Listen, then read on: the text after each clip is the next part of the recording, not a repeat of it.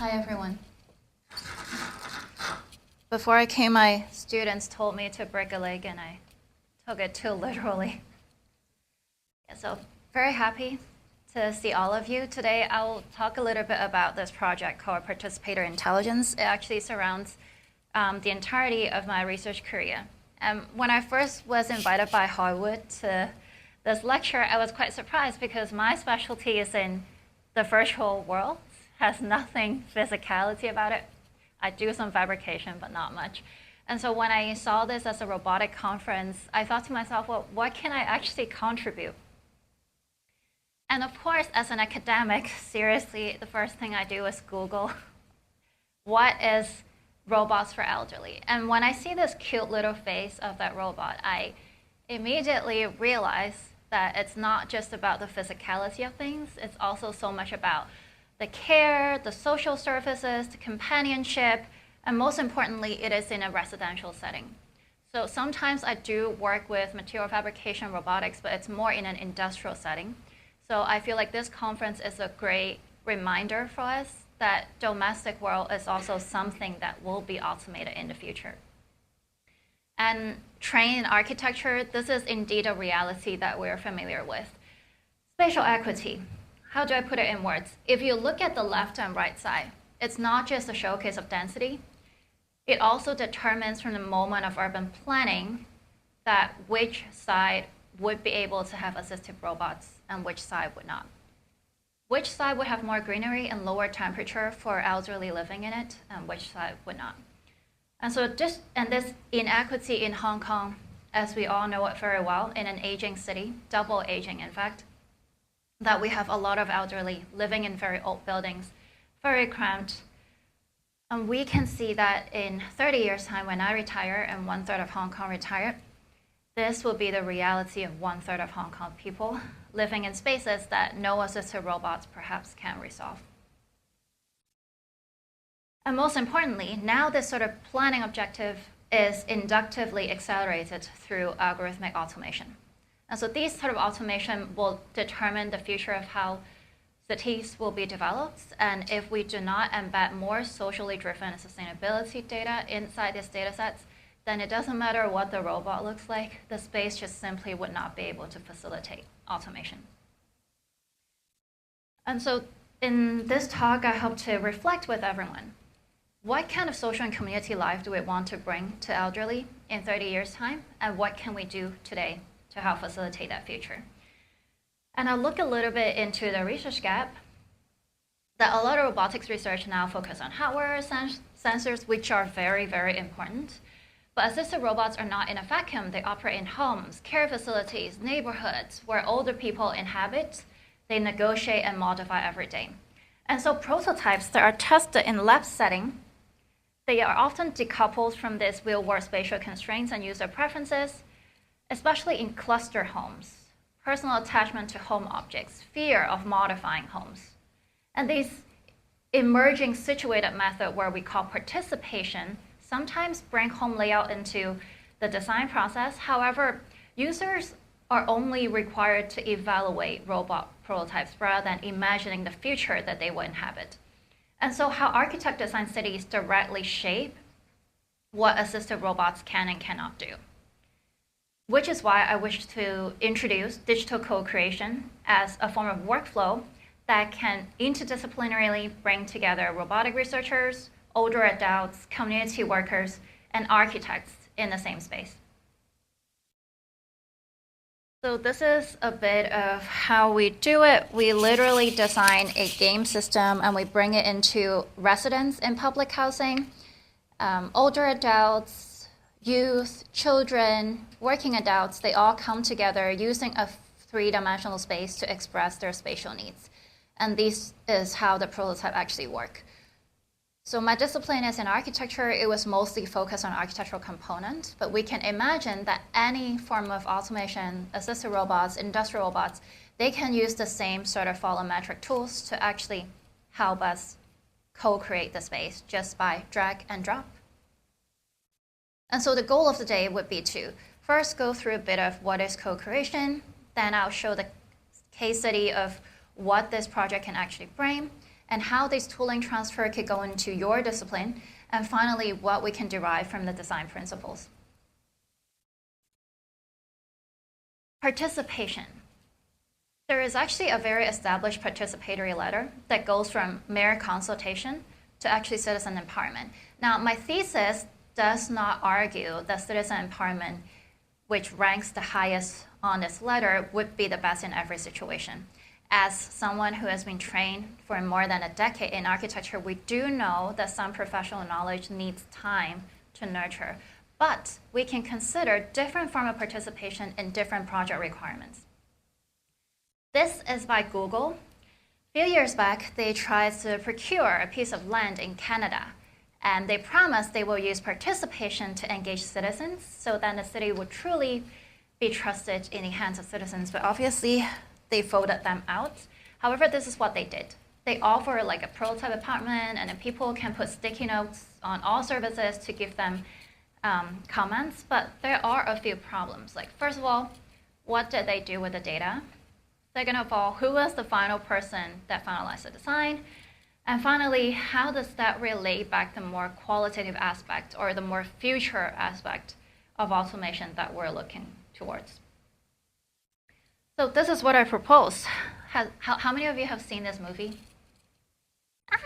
Okay. Yeah, that's great. More than half the people. Yeah, this is the future that I want to achieve beyond all the academic jargons. Very simple. Just different generation, retired or not, come back to the office and contribute in ways that they are comfortable with. And so at the Bartlett School of Architecture at UCL, this is where I used to teach. I actually just resigned, coming back to Hong Kong, hoping that I can contribute more. But I'll show a few examples of how we use automation to imagine qualitative spaces.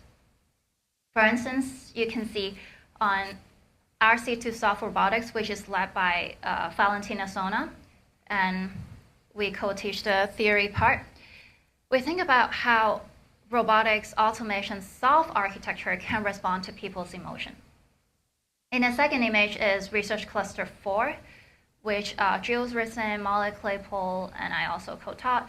Automated architecture thinks about how spatial components can become modules that can be automated according to schedule of user experience. And this way, robotics is embedded in the very space to actually construct our lived environment. And below too, you see RC14, led by Tassels, and we co-taught on the machine learning urbanism. Think about how we can use machine vision to understand body, movements, social data, embed that into urban design. And finally, RC10, Habitat Tectonics, led by Saha the architects, which we co-taught, thinks about how we modularize the spaces. So from construction to post-occupancy, we can have more adaptive, responsive spaces for citizens. And these are the four components that will surround how human, machine, and space actually interacts. And this is why participation and automation are not separate things, because if we do not have that qualitative social data, then we do not automate the way the citizens need. However, there is a huge gap.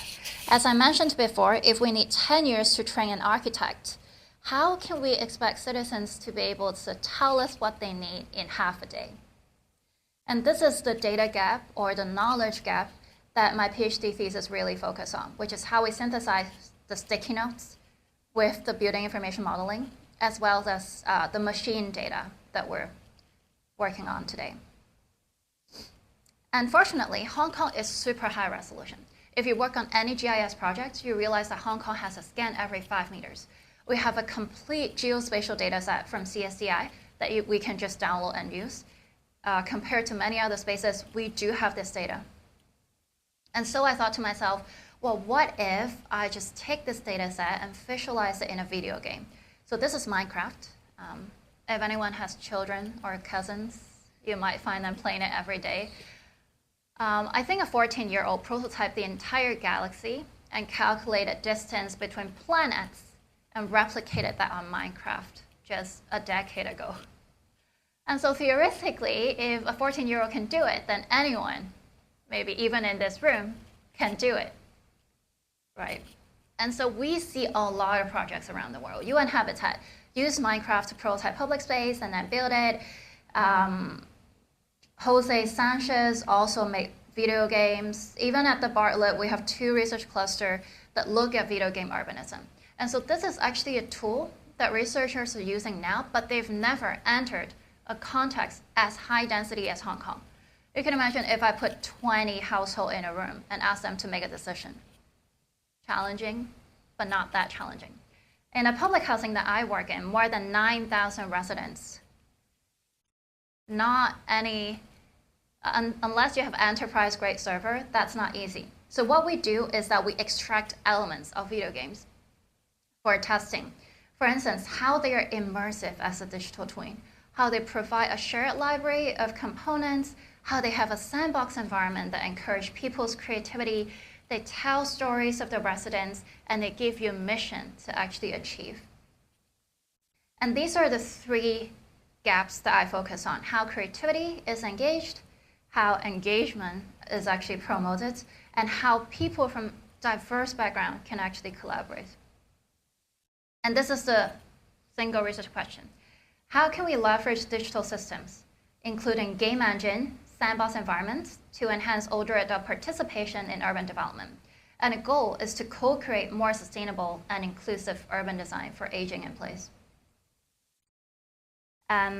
They were my PhD supervisor, Professor Hendrik Thiebe and Professor Jeroen van der Meijden. They are both from Germany and Netherlands, and they highly believe in participatory design in cities. And so I was very lucky to be supervised by them. And I'll show a little bit of what the project outcome is. Has anyone watched this TV show before? I highly, okay. I highly encourage you to. But what's important, this is actually the last 2 minutes of the entire 10 episodes. So this is how I want to age in. I'll probably marry to my academic works, not have children, but have a few good friends. And that's not the nuclear family structure that the city is designed for. And I hope to be able to sit in these floating robotic chairs and to go out and chill with my friends, sing karaoke. Most importantly, you see the spatial quality, diffused lighting, atriums, very comfortable. Now, how do we go from sticky notes to this space that I actually want to live in? That's the challenge. And so in order to evaluate the success following creativity, engagement, and collaboration framework, and following the whole video game prototype, I will show you what citizens have designed. This year, we are empowered further with generative AI engines to visualize. So for instance, you see a loop space. And that's because they found out that elderly with dementia, they are afraid of dead ends. When they see dead ends, they don't remember the way back, and that gives them anxiety, and so they create loop spaces. You'll see that the spaces are very colorful because color helps elderly to remember where they are, and so they can more easily orient themselves inside the space. You will see that the spaces are all see-through, and that's because if you can see through the entire space, you know what danger might be out there, and that calms you. Because anxiety is one of the emotions that a lot of elderly with dementia are facing. And also calming space, well-being space, supportive space for a caretaker as well. And these are all ideas generated by our residents in public housing. But that's not just it. We wanted to understand how they collaboratively came up with this design. So we do a whole behavioral mapping research. This is more from behavioral psychology, which the tools that I borrowed. And you would see that on the top line, the charts are without using the digital co-creation method. The bottom chart is using the digital co-creation method. What we realize is both work engagement and participation enhanced by 34 to 40%. So that's very good news, right? But if we actually look at the outcome, this also reveals a critical problem of translating this rich knowledge of community into built form. And so this brings us into a deeper layer of the question of agency, not just who participate, but after they contribute their idea, how the knowledge shaped the final outcome and survived the journey from human intuition to machine execution. And this brings us to part 3, how we do the tooling and transfer. Which is why this year I resigned from my UCL lecturer position, came back to Hong Kong and opened this organization called Digital Commons. We have one goal, which is to democratize this digital co-creation knowledge to every corner of Hong Kong and GBA, so that in the future, when I retire, most of Hong Kong people would know how to co-create and have that spatial knowledge. And in any co-creation projects, we have super multimodal data. People keep talking, they're drawing on stuff, they bring daily objects, they put together physical models, they even do things in virtual reality. How do machines capture this data? Currently, not many people is working on that. So most of them, you can expect, are lost. And so what we're doing now is we're building a numerical method that we can capture all of this data into a database. And then this database can be used to train intelligent algorithm that can help us to semi-automate some of the design problems that we have in the city. So the first tool we use is computer vision. This research I've done with Yushan Trishla, Noor Aya, which is an international team from India to Lebanon and London. So we've trained an algorithm that are able to look at street assets and capture spatial inequality through distributed facilities. The same method can be used to capture co-creation data, which we are currently working on. Second, after we capture that data, we actually need to rate and score and label these data. And just a few months back, there is a graph AI model that got released. It can automatically not just label and score data, but it's able to link this data into a graph and make prediction based on existing data. So that's the second algorithm that we're training. And finally, in order to make prediction, we need predictive models. And so with these 3 tools, we hope to be able to create data sets that professionals who doesn't have time to engage people can use as well. I'm very thankful to the team. This is our team now. We're working all aspects from the social design to the algorithmic training. We're also very lucky to have a lot of partners in the past 3 years. Without them, the project would not be possible. But most importantly, we've engaged over 250 citizens to actually develop the prototypes that you see right now. And we're expanding the use case and scalability. We've recently completed a collaboration with the medical school to look at how the future of community-centered care spaces can look differently from the cold, hospitalized look of spaces. We've worked with Hong Kong Property Management and the Hong Kong FSD to adapt fire emergency knowledge into our AI metaverse method so that elderly who cannot go through the fire drill, they can also learn this knowledge in a 3D manner. We're working with the Museum of Climate Change to try and look at how older adults are affected by spatial inequity and how we can use this generative co-creation method to come up with more elderly-friendly spaces in hot climates. We've also worked with BGCA to look at wheelchair accessibility across the city. We can imagine if 1/3 of Hong Kong people is in wheelchair, Mong Kok would not survive. And we've also worked with the HKFYG to look at how we can prototype some of citizens' co-creation, like the furniture that they designed in the real world through automation. So we taught elderly how to interact with robots and CNC machines. And believe me, they are better than me. They even taught me how to unnail the wooden boards. Yeah, so ultimately the vision would be going from data to the algorithm to the generative, and finally back to the real world. And we hope that next year, if we meet again, I'll be able to bring you some good news. Yeah, and we're currently supported by the Science Park Ideation Program. And so finally, what can all of us take away as design principles, even if you don't work in architecture? Back to the same framework. What can we tell about creativity? What can we tell about engagement? What can we tell about collaboration? If you look at the upper image, that's when I started in the first year, and the bottom image is in a final year. You realize that design is not just about fitting everyone's need in a limited space, but how you synthesize that need to fit aesthetic and functional requirements. For instance, this one we worked with a wheelchair user in a co-creation, and we realized that any sort of stairs is not accessible. And so they designed a tea house that has an external ramp to go up the entire space. And this design would not even happen if we do not have a wheelchair user in the co-creation team. And you will see that inside the tea houses, elderly imagine they can play with pets, talk to people, drink tea, and watch opera. Why can't this happen in a public housing? And better yet, what if people who are cognitive decline can, through this interaction, gain emotional exchange with people around them every day? They just have to walk down from their buildings. And so this is also how architects should think about their modular integrated construction, because MIC is a great thing. It helps automation, cleaner, cheaper, etc.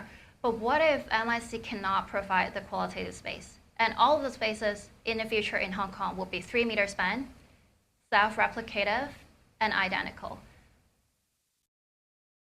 We also realize that if we engage older adults in co-creation, the design outcome will be much more practical, grounded in reality. However, if we don't engage them and only invite young people, then you'll get trendy, entertainment-driven outcome. They even think that elderly needs a love center so they can find love at the age of 70. So very creative. But is this really what older adult wants? And I think this is the question. So projects who want more creativity can engage generations separately and put them together. People who want projects who are more grounded, they can put all stakeholders together. And when you put so many people together, how do you ensure engagement? So this is one chart that I want to spend some time on. I think there is a mic, yes. So if you look at the left chart and the right chart, left one is when we do not use any digital tool. Right one is when we use digital tool. When I first saw this image, I was quite devastated. Because if you look at this image, you realize everyone completed their task much faster. They only need half the time if they don't use computer. They even were more excited and more engaged. You see then the peak goes up a lot more. And so I asked myself, how do I pitch this to a government developer if we have to use double the time in a project for co-creation? And so I look more closely. Yes, they need more time, but their attention span is also longer. Yes, they were less excited, but you can see that they were more engaged even towards the end. And so these are the patterns that we begin to observe inside co-creation project. And also, very unfortunately, workshops without using digital tool actually has higher experience scoring than workshops that use computer tools. And so these are a lot of challenges that we have to overcome in a research like this. We know there are benefits, but if we are serious, there are also very negative outcomes. We also have to analyze what people were thinking in the process every step of the way, how they choose spaces, choose precedent, do the ergonomic measurement. And this is when we realize that when we put stakeholders together without intervention, then some stakeholder will dominate the conversation. And this is also a research gap that we have to follow up as well. And finally, is to look at their collaboration. What we realize is what people say they need are not always what they need. For instance, you can see that they want to exercise, they want to hang out with friends, but what they choose is greenery, right? So what can we do in this situation? That's why we've crafted a design thinking process that actually integrate sessions where people share their culture, they reflect on each other's journey, they do team building exercise, they look at different possibilities of design tracks, etc., etc. And so design thinking is not just a slogan, but they actually need careful implementation. And most importantly, the rhythm of how we organize a workshop matters a lot. We learn from the education department active learning methods, how we can do 15 minutes, 30 minutes, 15 minutes, 30 minutes, alternate between active and passive learning exercises. All of this has led to my reflection that I made yesterday night very late. And I always come back to the story of me and my grandmother on my PhD graduation day. So I always tell the story, which is a story of how it was only 500 meters between the photo-taking space and the MTR station, but it was already too long a journey for my grandmother to take. And so we had to do this photo in a restaurant. And now, what I didn't always say is that my grandmother currently has mild cognitive decline.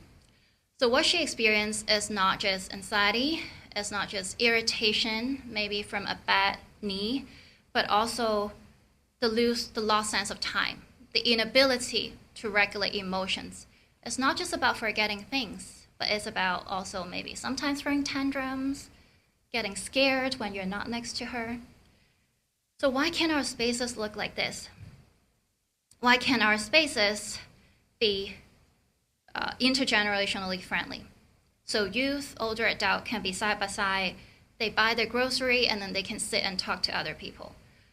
Why can't the caretaker space be more supportive, calming, so when we need spaces to ourselves, we can take a moment in here? Why can't we have neighborhood mutual aid spaces so that anyone can share the interior? And why can't we have video gaming space while my grandmother sits next to me? And so these are the image that I want to leave you with. And hopefully in the future, we can build a more inclusive city together. Thank you so much.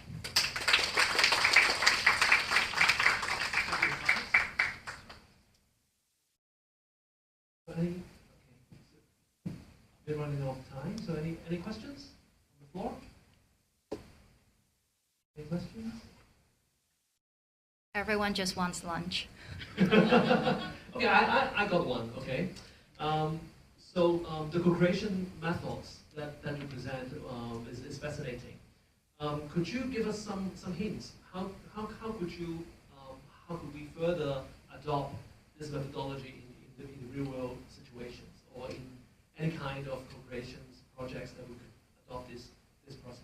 Yeah, I think a lot of challenges that we face is first is the human resource, because engaging stakeholder does need more time and energy. Second thing is, how does it actually translate into the actual outcome? And finally, where do we recruit people? And I think these are a lot of the challenges that many participatory projects are facing. And so I would advise that in contexts like Hong Kong, we can generalize co-creation method by understanding where we can spot those challenges, where we can find organizations that can partner with us, and finally, we have to spend time. So half a day of engagement is not enough. Like the design that you see, I spend more than 9 weeks every program. Yeah, and I think time in Hong Kong is expensive, but if we really want to take this seriously, then we need policy framework that is able to allow us that time. Postpone or maybe have modular tender procedure, procurement procedures, so that designers are allowed that space to co-create. Yeah. Okay, thank you, Dr. Thank you. Thank you, Dr. Ng, for the most of the way. Please remain on stage as we present a souvenir in appreciation of your contribution.